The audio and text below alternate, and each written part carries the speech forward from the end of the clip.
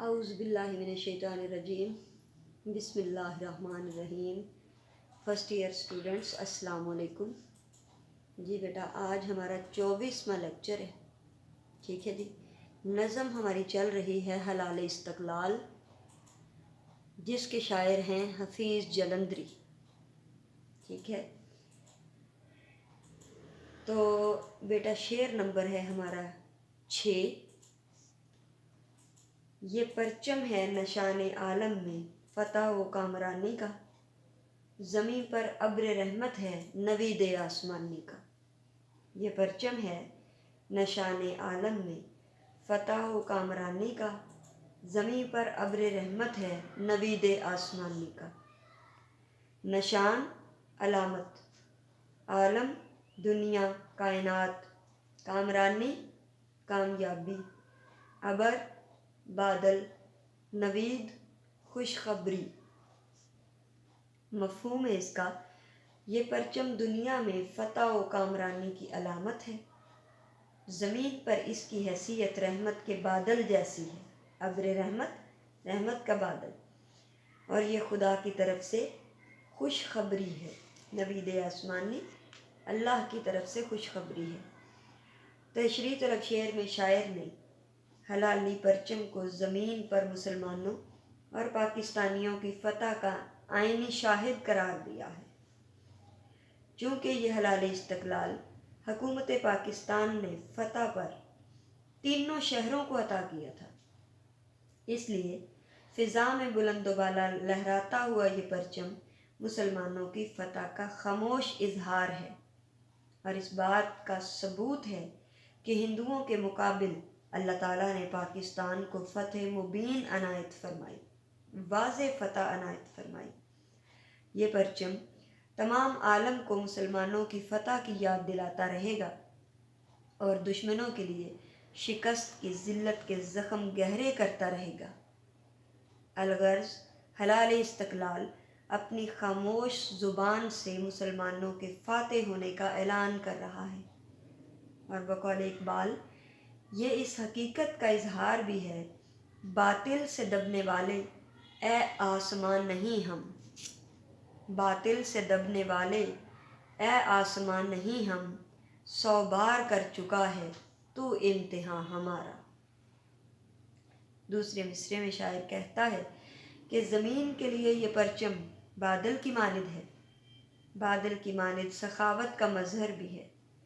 جس طرح بادل سے ہر شے، چاہے زمین بنجر ہو یا زرخیز، ویران ہو یا بیابان، جنگل ہو یا صحرا، ہر شے سیراب ہوتی ہے، اسی طرح اس پرچم سے بھی تم لوگ صراط مستقیم کی راہ حاصل کر سکتے ہو۔ یاد رہے کہ یہاں اس شعر میں ابو الاثر حفیظ جلندری نے پاکستانی پرچم کو تمام اسلامی اقوام کا نمائندہ ثابت کیا ہے۔ ویسے بھی پاکستان دنیا کے 158 اسلامی ممالک میں سے واحد ملک ہے جس کی بنیادوں میں نظریے کی خشت یعنی اینٹیں لگی ہیں، نظریے کی اینٹ لگی ہوئی ہے، اور پاکستان اسلامی دنیا میں واحد ایٹمی طاقت بننے کے سے مزید تقویت حاصل کر چکا ہے۔ مزید برآں 60 کی دہائی میں جب یہ نظم لکھی گئی تھی، مشرقی پاکستان اور مغربی پاکستان بھی اکٹھے تھے۔ مشرقی پاکستان جو آج کل بنگلہ دیش ہے، اور پاکستان سب سے بڑا اسلامی ملک بھی تھا۔ اس لحاظ سے حلالی پرچم فی الحقیقت اسلامی اقوام کا نمائندہ پرچم ہے۔ اس طرح یہ پرچم امت مسلمہ کے استحکام کا باعث ہے۔ اس زمین پر اس کی حیثیت خدا کی طرف سے ایک خوشخبری کی ہے۔ یہ پرچم ہے صدا جس نے لگائی کامرانی کی، یہ پرچم ہے صدا جس نے لگائی کامرانی کی، زمیں پر ایک نشانی ہے نوید آسمانی کی۔ جس طرح حضور اکرم صلی اللہ علیہ وآلہ وسلم کا پیغام آفاقی اور الہامی ہے، اور انسانیت کی فلاح و کامرانی کا ضامن ہے، اسی طرح یہ پرچم بھی ہمارے لیے ایک آسمانی تحفہ ہے، کیونکہ یہ سرزمین اسلامی تعلیمات کی تجربہ گاہ ہے۔ اور اللہ تعالیٰ نے ہمیں تجربہ گاہ کے طور پر عطا کی ہے، اس لیے یہ پرچم بھی اسلام کی سربلندی کا ترجمان ہے۔ چونکہ یہ پرچم لوگوں کے لیے دینی اور دنیاوی کامیابی دونوں کا ضامن ہے، لہٰذا ہم کہہ سکتے ہیں کہ یہ پرچم لوگوں کے لیے بلا تخصیص رنگ و نسل خوشخبری کی حیثیت رکھتا ہے۔ مزید برآں یہ پرچم اس دنیا کا لازمی جز بھی ہے۔ اسلام اور اس پرچم کا بڑا گہرا تعلق ہے، چنانچہ اسلام کے بغیر دنیا کا وجود قائم نہیں رہ سکتا، اس لیے جب تک اسلام رہے گا یہ پرچم بھی رہے گا۔ ٹھیک ہے بیٹا، 7واں شعر ہے ہمارا، یہ پرچم یہ روایات عظیم و شان کا پرچم، یہ پرچم یہ روایات عظیم و شان کا پرچم، یہی پرچم ہے استقلال پاکستان کا پرچم۔ روایات، اقدار، عظیم و شان، بڑے رتبے والا، شان و شوکت والا، استقلال، ثابت قدمی۔ پاکستان کا پرچم اسلامی اقدار کا حامل ہے اور یہ پاکستان کی ثابت قدمی کی علامت ہے۔ تشریح طلب شعر میں شاعر کہتا ہے کہ پاکستان کا پرچم فقط پاکستان کے متعلق نہیں بلکہ اسلامی تاریخ کی تمام روایات سے متعلقہ ہے۔ یہ وہی پرچم ہے جسے حضور اکرم صلی اللہ علیہ وآلہ وسلم نے ریاست مدینہ پر لہرایا، جو حضرت سعد بن ابی وقاص نے قصر عبض یعنی کسریٰ کا محل خسرو پرویز نے جسے تعمیر کیا تھا اس کے گنبد پر لہرایا تھا۔ یہ پرچم اس پرچم کا عکس بھی ہے جو حضرت امیر معاویہ نے مصر پر، محمد بن قاسم نے بیبل پر، اور ہمارا پرچم اسی پرچم کے مشابہ ہے جو حضرت خالد بن ولید نے عراق کو شام میں لہرایا تھا۔ اس پرچم کی نسبت اسی پرچم سے ہے جو ابو عبیدہ بن جراح رضی اللہ تعالیٰ عنہ نے شام میں لہرایا تھا۔ یہ پرچم اسی پرچم کے مماثل ہے جو عمرو بن عاص نے مصر میں بلند کیا تھا۔ ہمارا پرچم اسی پرچم جیسا ہے جو حضرت علی نے درہ خیبر پر گاڑ دیا تھا۔ یہ وہی پرچم ہے جو موسیٰ بن نصیر نے مراکش پر لہرایا تھا، جو طارق بن زیاد نے اندلس پر لہرایا تھا۔ یہ اسی پرچم کا مماثل ہے جو ہارون الرشید نے روم پر لہرایا تھا۔ یہ وہی پرچم ہے جو سلطان محمد فاتح نے قسطنطنیہ پر لہرایا تھا۔ یہ وہی پرچم ہے جو سلمان اعظم نے سربیا، یونان، اٹلی تک گاڑ دیا تھا۔ یہ وہی پرچم ہے جو فتح علی خان ٹیپو نے سرزمین میسور پر اپنے خون سے سینچا تھا۔ الغرض اس طرح کی ایک لامحدود کڑی اس پرچم سے منسلک ہے۔ یہ کوئی حادثاتی یا اچانک ملا ہوا پرچم نہیں ہے۔ اس کے علاوہ یہ پرچم اسلامی اقدار، انصاف، عدل، مساوات، حقوق و فرائض کا بھی امین ہے۔ چونکہ یہ پرچم خالصتاً اسلامی پرچم ہے، اس لیے اس پرچم کی عظمت مسلم ہے۔ تیری عظمت مخالف سے منوائیں گے، تیری عظمت مخالف سے منوائیں گے، تیرا پرچم بلندی پہ لہرائیں گے۔